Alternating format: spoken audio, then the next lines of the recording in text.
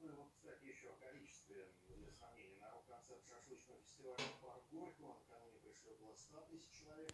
На других журналах афиши, где выступала легендарная казахская группа «Киев», более 10 тысяч, еще 34 тысячи предпочли пойти на 5000 по 1000 не разменяешь. 5000 по 1000, нет?